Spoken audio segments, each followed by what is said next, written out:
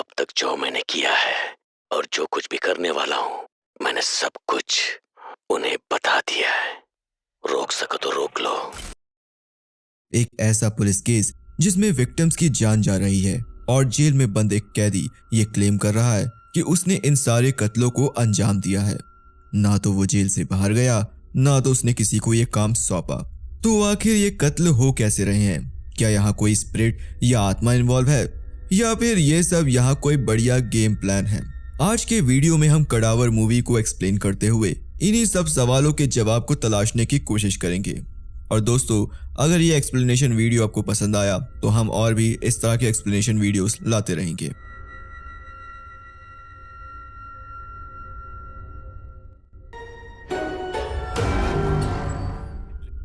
Movie के opening scene में हम डॉक्टर रहमान को देखते हैं जो अपनी कार में ट्रैवल कर रहे होते हैं। तभी अचानक एक किलर उनकी कार पर अटैक कर देता है, जिसके बाद सीन शिफ्ट होकर एक पुलिस स्टेशन में आता है जहां यह न्यूज चल रही थी कि डॉक्टर रहमान कल रात से ही लापता है और अभी तक पुलिस को डॉक्टर के केस का कोई सुराग नहीं मिला है। तब यहाँ पर फादर पॉल आते हैं जो जेल के एक कैदी वेत्री से मिलने आए होते हैं। सीन शिफ्ट होके मोर्चरी के बाहर आता है जहां पर हम सब इंस्पेक्टर माइकल को देखते हैं, जिसे एक कांस्टेबल की कॉल आती है जहां वो माइकल को बताता है कि उन्हें पास ही के जंगल में एक जली कार मिली है जिसमें एक लाश भी है। माइकल उससे कहता है कि वो कुछ देर में वहां पहुंच जाएगा और उसके बाद वो मोर्चरी के अंदर चला जाता है जहां वो डॉक्टर भद्रा से मिलता है जो एक फॉरेंसिक पोस्टमार्टम एक्सपर्ट है।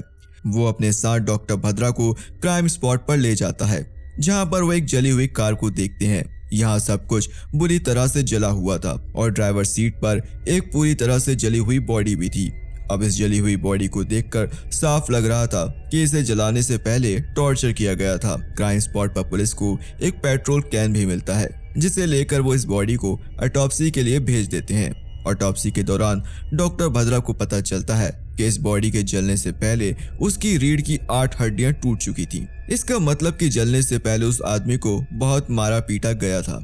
इसके बाद डॉक्टर भद्रा सुपर इम्पोजिशन टेक्निक से पता लगा लेती है कि ये dead body doctor Salim Rahman की है। यहाँ अचानक से न्यूज पर यह दिखाया जाता है कि जेल के एक कैदी वेत्री ने कबूल कर लिया है कि वही डॉक्टर सलीम रहमान के मर्डर का जिम्मेदार है। और इसके बाद जेल में वेत्री का सेल दिखाते हैं जहाँ सेल की दीवार पर एसीपी विशाल को डॉक्टर रहमान का स्केच बना हुआ मिलता है। इस पर वो वेत्री से स्केच के बारे में पूछता है पर वेत्री उनसे खुद पता करने के लिए कहता है। वहीं दूसरी तरफ डॉक्टर रहमान के पिता अली रहमान कमिश्नर से जाकर मिलते हैं ताकि वो जल्दी से जल्दी उनके बेटे के कातिल को पकड़ सकें। सीन शिफ्ट होकर भद्रा और उसकी बेटी दिया पर आता है जहां वो लोग सी साइड पर एंजॉय कर रहे होते हैं। तभी यहाँ पर विशाल आता है और डॉक्टर भद्रा से डॉक्टर सलीम के केस में काम करने के लिए कहता है। इसके बाद अगले ही दिन से डॉक्टर रहमान के केस पर इन्वेस्टिगेशन स्टार्ट हो जाती है। विशाल इसको लेकर वेत्री से पूछताछ करता है क्योंकि वो जानता है कि वेत्री ने डॉक्टर रहमान का कत्ल नहीं किया है क्योंकि वेत्री तो उस समय जेल में ही बंद था। इसके बाद विशाल वेत्री को एंजल नाम की लड़की की फोटो दिखाता है जिसे देखकर वेत्री काफी इमोशनल हो जाता है। इंटेरोगेशन खत्म होने के बाद भद्रा विशाल से इस एंजल के बारे में पता करने को कहती है। अगले दिन वो लोग वेत्री को एक चर्च की सिमेट्री में लेकर आते हैं जहां वेत्री एंजल की कब्र के आगे बैठकर रोता है। इसका मतलब ये कि एंजल की भी मौत हो चुकी है। फादर पॉल यहाँ पर विशाल और भद्रा को एंजल और विकी की स्टोरी बताते हैं। इससे पता चलता है कि फादर को आज से 25 साल पहले चर्च के आगे एक न्यू बॉर्न बेबी मिली थी जिसे कोई यहाँ छोड़कर चला गया था। इसके बाद उन्होंने इस लड़की को पाल पोस कर बड़ा किया। छोटी सी बच्ची का नाम एंजल रख दिया गया। एक दिन एंजल फादर से पूछती है कि मेरे पिता कौन है, जिस पर फादर कहते हैं कि जीसस क्राइस्ट ही तुम्हारे पिता हैं। इसके बाद सीन शिफ्ट होता है और एंजल बड़ी हो चुकी होती है। वो जीसस के सामने प्रे कर रही थी कि उसकी लाइफ में उसे प्यार करने वाला कोई इंसान मिल जाए और ठीक उसी समय इस चर्च में काम करने वाला वेत्री सामने आता है और उसे कहता है कि तुम्हारी विश जरूर पूरी होगी। इसके बाद उन लोगों को प्यार हो गया और फादर पॉल भी इस बात से काफी खुश थे। उन दोनों की रजामंदी से उन दोनों की शादी करा दी जाती है। इसके बाद एंजल और वेत्री बेंगलुरु शिफ्ट हो गए थे और फादर बताते हैं कि यह लास्ट टाइम था जब उन्होंने वेत्री और एंजल को देखा था और कुछ साल पहले ही उन्हें पता चला कि एंजल इस दुनिया में नहीं रही। अब सीन शिफ्ट होकर चर्च के पास आता है, जहाँ वेत्री गॉड के सामने प्रे करते हुए कहता है कि वो हर उस इंसान को जान से मार देगा जिसने उसकी एंजल को उससे दूर किया है।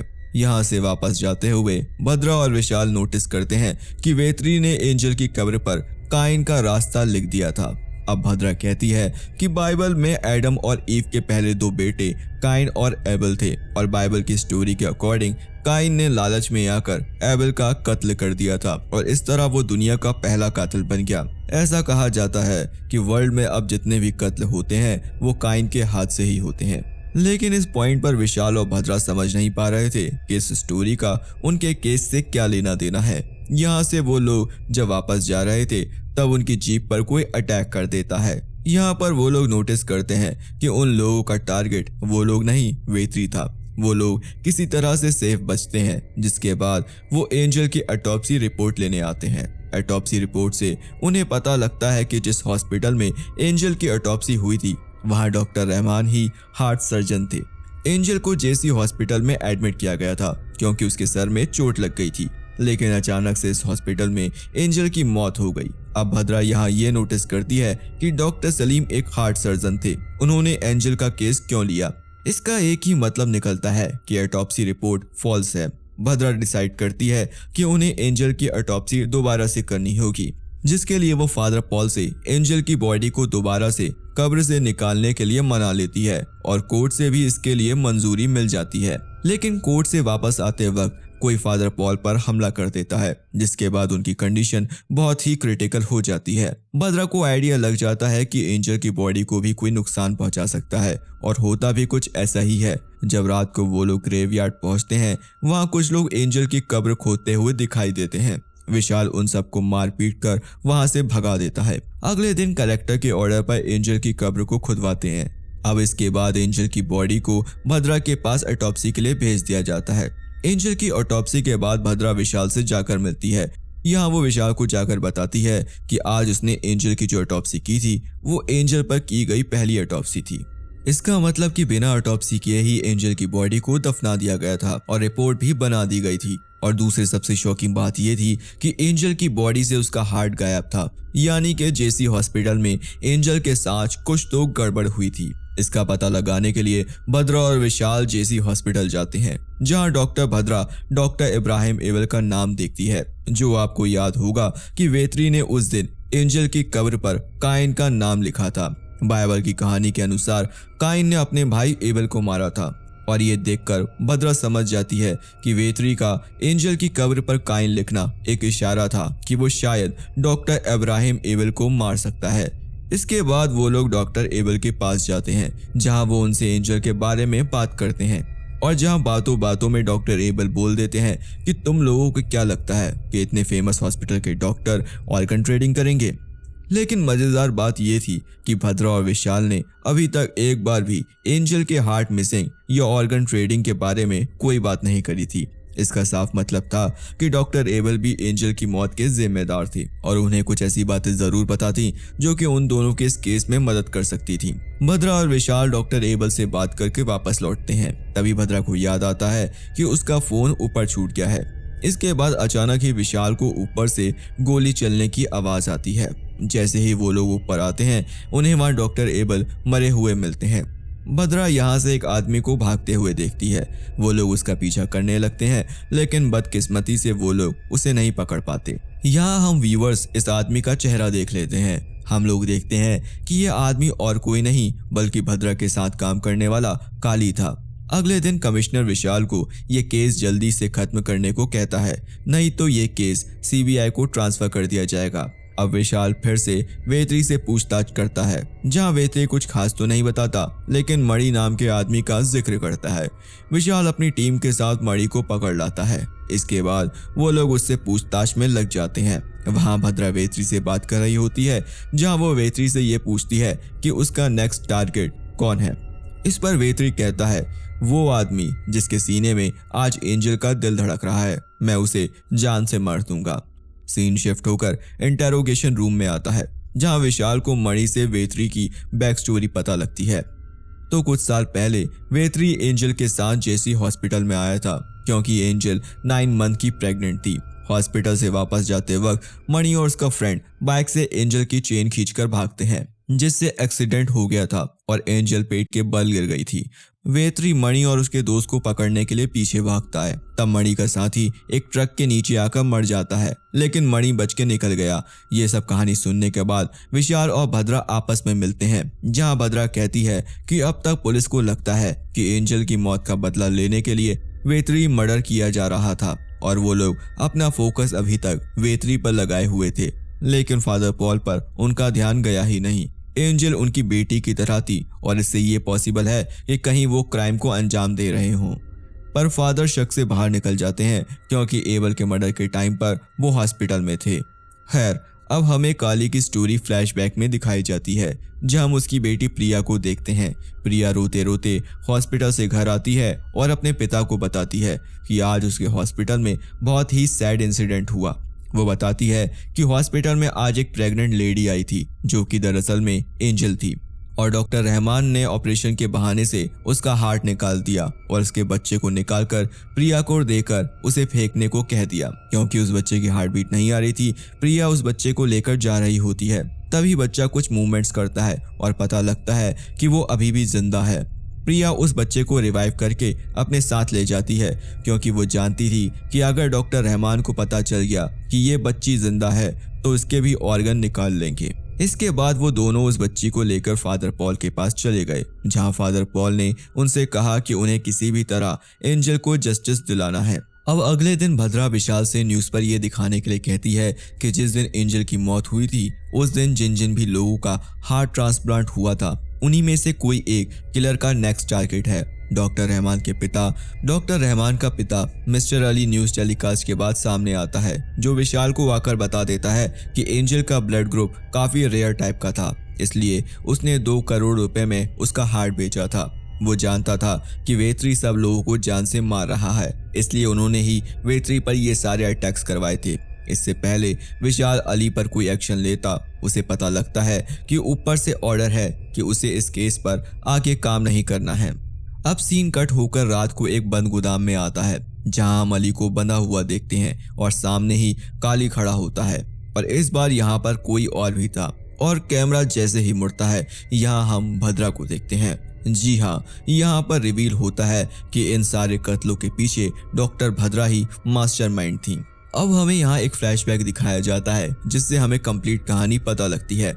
तो फ्लैशबैक में हम लोग देखते हैं कि डॉक्टर भद्रा एक बार अपने स्टूडेंट्स की ऑटोप्सी के बारे में एक सेशन दे रही थी, जहां उन्हें एंजल की ऑटोप्सी फाइल दिखाई देती है और यहाँ वो काली को बताती हैं कि वो एंजल को पहले से जानती थी। वो एंजल से एक बस में मिली थी, जहां वो लोग बातों बातों में एक अच्छे दोस्त बन गए थे। इसके बाद एंजल ने भद्रा को अपना एक लॉकेट दिखाया था, जिसमें एक तरफ एंजल और वेत्री की फोटो साथ में थी और दूसरी तरफ की जगह खाली थी, जहां पर एंजल ने बताया था कि वो अपने होने वाले बच्चे की फोटो लगाएगी। रास्ते में उतरने के बाद एंजल अपना लॉकेट भद्रा के पास भूल जाती है। इसके बाद एंजल के साथ जो भी होता है वो काली भद्रा को बता देता है। ऐसे में भद्रा एंजल की बच्ची जो बच गई थी उसे अपने पास रख लेती है और उसे पाल पोस कर बड़ा करती है। उसके बाद फादर पॉल और भद्रा मिलके एंजल के सभी कातिलों को पनिश करने का डिसाइड करते हैं, जिसके लिए उन्हें एंजल के मेडिकल रिकॉर्ड्स की जरूरत थी, जो कि प्रिया ही हॉस्पिटल से ला सकती थी। प्रिया डॉक्टर रहमान के रूम से रिकॉर्ड पेन ड्राइव में कॉपी कर रही होती है कि डॉक्टर रहमान वहां पर आ जाता है और प्रिया के ऊपर एसिड अटैक कर देता है। इसके बाद हॉस्पिटलाइज प्रिया से मिलने भद्रा हॉस्पिटल जाती है। प्रिया उसे उन सभी लोगों का नाम बताती है जो कि एंजल की मौत के लिए जिम्मेदार थे और जिन लोगों ने भी उसके ऊपर अटैक किया था, जिनके नाम थे doctor Salim Rahman, doctor Abraham able और अली। और इसके बाद वो भी मर जाती है। ये देखकर डॉक्टर भद्रा गिल्ट में आ जाती है, क्योंकि उसके कहने पर ही प्रिया वहां गई थी। उसकी हालत का जिम्मेदार वो खुद को समझने लगती है। ऐसे में भद्रा डिसाइड करती है कि वो सबको अपने तरीके से सजा देगी। इसके बाद वो काली के साथ मिलकर एक एक करके इन तीनों का मर्डर करती है। पहले डॉक्टर रहमान को जला के मार देती है, वो भी कुछ इस तरह से कि डीएनए तक का काफी मुश्किल हो जाए, ताकि किसी को कोई सबूत मिल ही ना सके। यहाँ तक कि क्राइम सीन में पुलिस को जो फिंगरप्रिंट्स मिलते हैं वो भी भद्रा ने जानबूझकर वहाँ छोड़े थे। और ये प्रिंट एक ऐसे आदमी के थे जो कि कई साल पहले मर चुका था। इसके बाद वो डॉक्टर एबल को जान से मारती है और आपको वो दिन तो याद ही होगा जब विशाल और भद्रा डॉक्टर एबल से मिलने गए थे। जब डॉक्टर भद्रा अपने फोन लेने के बहाने से ऊपर आती है, अब वो डॉक्टर एबल को शूट कर देती है। अब वो लोग अली को भी जान से मार देते हैं, जिसके बाद वो वेत्री के सामने एंजल को रिस्पेक्ट के साथ दफना देते हैं। मूवी के क्लोजिंग सीन में भद्रा वेत्री को एंजल का लॉकेट देती है। वेत्री जब लॉकेट को ओपन करता है तो उनकी फोटो के बगल में भद्रा की बेटी दिया की फोटो लगी होती है।